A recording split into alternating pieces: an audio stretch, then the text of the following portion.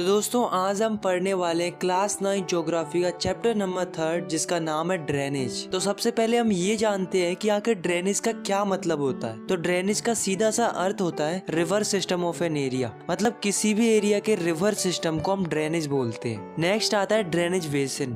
तो ये drainage basin क्या होता है, देखो जैसे मान लो कोई रिवर है, उसकी कई सारी ट्रिब्यूटरीज भी होंगी और कई सारी डिस्ट्रीब्यूटरीज भी होंगी। तो ये जो सिस्टम होता है किसी भी रिवर का, उसे हम ड्रेनेज बेसिन बोलते हैं। नेक्स्ट आता है वाटर डिवाइड। नाम से ही पता चल रहा है कि इसमें वाटर को डिवाइड करने की बात की जा रही है। जैसे कि आप इस डायग्राम में देखो, यहाँ पर आपको दो ड्रेनेज बेसिन दिख रहे हैं, पहला है ये वाला और दूसरा है ये वाला। अब जो भी इन ड्रेनेज बेसिन को डिवाइड करता है उसे हम वाटर डिवाइड कहते हैं। और ये वाटर डिवाइड कुछ भी हो सकते हैं, जैसे कि माउंटेन हो सकते हैं, कोई ऊंची उठी जमीन हो सकती है। तो हम लिख सकते हैं कि any upland or a mountain separating two adjoining drainage basin is known as water divide. अब दोस्तों हमारे चैप्टर का नेक्स्ट टॉपिक आता है जो कि है ड्रेनेज सिस्टम इन इंडिया। इसको हम एक और नाम दे सकते हैं जो कि है रिवर सिस्टम ऑफ इंडिया। मतलब हम इसमें इंडिया की रिवर्स के बारे में बात करने वाले हैं। इंडिया की रिवर्स दो ग्रुप्स में बटी हुई हैं। पहली है हिमालयन रिवर्स और दूसरी है peninsular reverse. Himalayan reverse Himalaya से निकलती है और पेनिनसुलर रिवर पेनिनसुलर प्लेटू से निकलती है। हिमालयन रिवर्स पेरेनियल होती है, मतलब इन्हें पूरी साल भर पानी रहता है, क्योंकि इन्हें दो जगहों से पानी मिलता है, एक तो बरसात से, और जब बरसात नहीं होती है तब इन्हें पहाड़ों की बर्फ से पानी मिल जाता है। इसलिए हिमालयन रिवर्स में हमेशा पानी रहता है। वहीं जो पेनिनसुलर रिवर्स होती हैं वो सीजनल होती हैं, मतलब इन्हें साल के कुछ ही महीनों में पानी रहता है, खास करके उन महीनों में जिन महीनों में बरसात होती है। बाकी महीनों में इनका पानी सूख जाता है या फिर इनका वाटर फ्लो कम हो जाता है। हिमालयन रिवर्स बहुत बड़ी होती है और जो पेनिनसुलर रिवर होती है वो जनरली छोटी होती है as compare to Himalayan river. तो सबसे पहले हम बात करते हैं हिमालयन रिवर्स की। तो हिमालय से कई सारी नदियां निकलती है, पर हमें इस चैप्टर में मेनली 3 नदियों के बारे में पढ़ना है, जिनका नाम है इंडस, गंगा और ब्रह्मपुत्रा।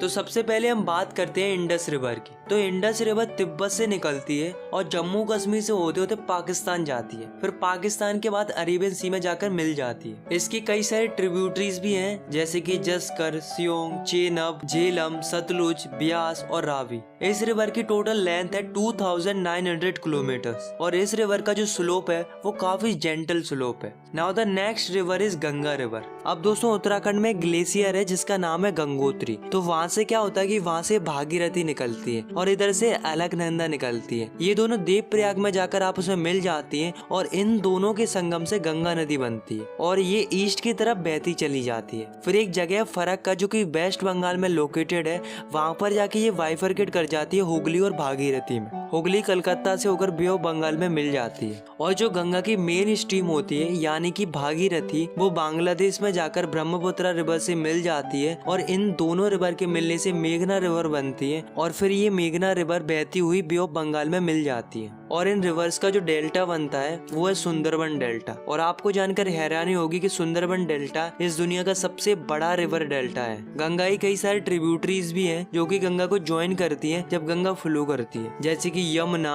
घाघरा, गंधक, कोसी, चंबल, बेतवा और सोन। गंगा की टोटल लेंथ है 2500 किलोमीटर्स। पूरे नॉर्थन इंडिया का एग्रीकल्चर गंगा नदी पर ही डिपेंडेंट है। अब अगली जो रिवर है वो है ब्रह्मपुत्रा रिवर। ब्रह्मपुत्रा रिवर तिब्बत से आती है, इसको तिब्बत में जाम्पू बोलते हैं। ये जो रिवर है वो हिमालय की ईस्ट की तरफ से बहना शुरू करती है और नामचा वरवा आते ही वहाँ से यू टर्न ले लेती है और एंट्री करती है अरुणाचल प्रदेश में। अरुणाचल प्रदेश में इसको दिहांग बोलते हैं और ये बहती बहती चली जाती है असम तक और असम में इसको ब्रह्मपुत्रा बोलते हैं और फिर ये बांग्लादेश में चली जाती है, वहाँ पर इसको जमुना बोलते हैं और फिर ये भागीरथी के साथ मिलकर बे ऑफ बंगाल में मिल जाती है। इसकी कई सारे ट्रिब्यूटरीज भी हैं, पर 2 ही मेन ट्रिब्यूटरीज हैं जो कि इसको ज्वाइन करती है अरुणाचल प्रदेश में। उनका नाम है दिबांग और लोहित। जब ये तिब्बत से आती तब इसमें काफी कम पानी होता है और सिल्ट भी काफी कम होता है, क्योंकि तिब्बत वाला रीजन काफी कोल्ड और ड्राई रीजन होता है। पर जब ये रिवर हमारी इंडिया की ईस्टर्न पार्ट में एंट्री मारती है तब वहाँ पर इसका वाटर लेवल इंक्रीज हो जाता है और सिल्ट भी इंक्रीज हो जाता है, क्योंकि हमें पता है कि इंडिया के ईस्टर्न पार्ट में काफी ज्यादा बरसात होती है। ये जो रिवर है वो काफी ज्यादा रिवराइन आइलैंड फॉर्म करती है। अब दोस्तों हर साल क्या होता है कि जब रेनी सीजन आता है तब रिवर ओवरफ्लो करने लगती है, जिसकी वजह से असम और बांग्लादेश के लोगों को डिवास्टेशन का सामना करना पड़ता है। Now the next is peninsular river, मतलब हम इसमें उन रिवर्स के बारे में पढ़ेंगे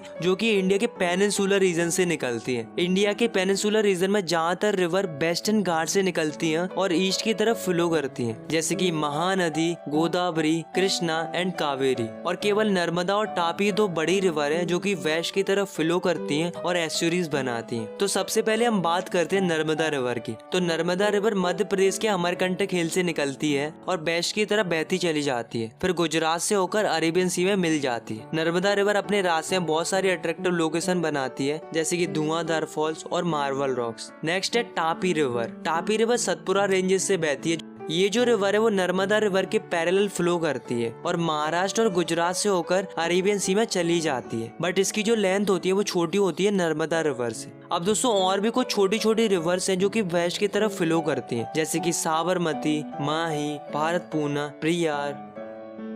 अब हम बात करते हैं गोदावरी रिवर की। तो गोदावरी रिवर महाराष्ट्र के नासिक से शुरू होकर बे ऑफ बंगाल में चली जाती है। ये जो रिवर है वो इंडिया के पेनिनसुलर रीजन की सबसे बड़ी रिवर है। इसकी टोटल लेंथ है 1500 किलोमीटर, इसलिए इसे दक्षिण गंगा भी कहते हैं। अगर हम बात करें इसकी ट्रिब्यूटरीज की, तो इसकी ट्रिब्यूटरीज हैं Purna, Wardha, Pranhita, Manjira, Wainganga and Penganga. Now the next river is Mahanadi. तो महानदी छत्तीसगढ़ के हाईलैंड रीजन से निकलती है और उड़ीसा से होते होते बे ऑफ बंगाल में चली जाती है। इस रिवर की टोटल लेंथ है 860 किलोमीटर। अगली जो रिवर है वो है कृष्णा रिवर। कृष्णा रिवर महाबलेश्वर से शुरू होती है और बहते बहते बे ऑफ बंगाल में मिल जाती है। इसकी जो ट्रिब्यूटरीज है वो है तंगभद्रा, कोयना, घटप्रभा, मूसी एंड भीमा। इस रिवर की टोटल लेंथ है 1400 किलोमीटर। नेक्स्ट है Kaveri river. Kaveri river western ghat की ब्रह्मगिरी हिल से बहना शुरू करती है और तमिलनाडु के कुंडालोर से होकर बे ऑफ बंगाल में मिल जाती है। इसकी टोटल लेंथ है 760 किलोमीटर्स। अगर हम इसकी ट्रिब्यूटरीज की बात करें तो इसकी ट्रिब्यूटरीज हैं अमरावती, भवानी, हेमावती एंड कावनी। तो दोस्तों इन रिवर्स के अलावा कुछ और रिवर्स हैं जो कि वेस्ट टू ईस्ट फ्लो करती हैं इन पेनिनसुलर रीजन, जैसे कि दामोदर, ब्राह्मणी, बैतरणी एंड सुबर्ण रेखा। तो दोस्तों अभी तक हमने इंडिया की कई सारी रिवर्स के बारे में जाना। हमने हिमालयन रिवर्स के बारे में जाना, पेनिनसुलर रिवर्स के बारे में जाना, लेकिन अब हम बात करने वाले इंडिया की लेक्स के बारे में। तो इंडिया के अंदर अलग अलग प्रकार की लेक्स पाई जाती हैं जिनके साइज और कैरेक्टरिस्टिक अलग अलग होते हैं। इंडिया के अंदर ज्यादातर लेक्स परमानेंट होती हैं, मतलब उनमें साल भर पानी रहता है, मगर कुछ लेक ऐसी भी होती हैं जो कि रेनी सीजन पर डिपेंड करती हैं। इंडिया की लेक्स कई प्रकार से बनती है। कुछ लेक्स ग्लेशियर और आइस शीट्स के एक्शन से बनती है, तो कुछ लेक विंड, रिवर और ह्यूमन एक्टिविटी की वजह से बनती है। इंडिया के अंदर ज्यादातर fresh water lake Himalaya region में पाई जाती है, क्योंकि ये ग्लेशियर के मेल्ट होने से बनती है। इंडिया के जम्मू कश्मीर रीजन में वूलर लेक है जो कि टेक्टोनिक एक्टिविटीज की वजह से बनी है। ये जो लेक है वो इंडिया की लार्जेस्ट फ्रेश वाटर लेक है। इसके अलावा भी बहुत सारी लेक्स हैं, जैसे कि भीमताल, नैनीताल, चिल्का और भी कई सारी हैं। अब दोस्तों नेचुरली फॉर्म लेक्स के अलावा डैम बनाने की वजह से भी लेक्स बनती है, जैसे गुरु गोविंद सागर लेक। तो दोस्तों लेक्स हमारे लिए बहुत ही ज्यादा वैल्यूएबल है और काफी ज्यादा इम्पोर्टेंट रोल प्ले करती है हमारे लिए। जैसे कि लेक रिवर के वाटर को रेगुलेट करती है और बारिश के मौसम में बाढ़ आने से बचाती है।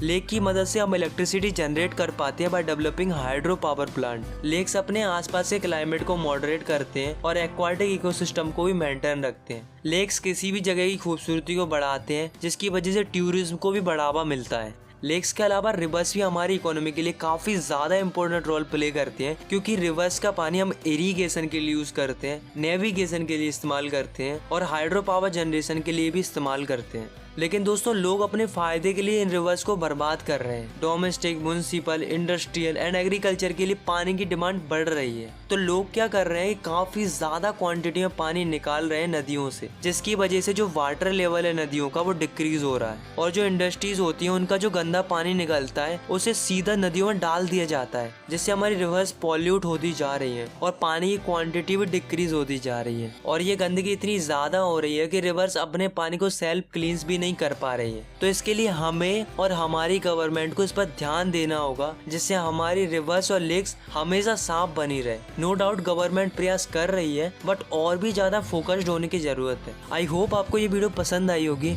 अगर आपको ये वीडियो पसंद आई तो आप इस वीडियो को लाइक कर सकते हो और चाहो तो आप इस चैनल को सब्सक्राइब भी कर सकते हो ऐसी क्लास 9 की वीडियोस आगे देखने के लिए। बाकी मिलते हैं नेक्स्ट वीडियो में, तब तक के लिए टेक केयर, बाय बाय।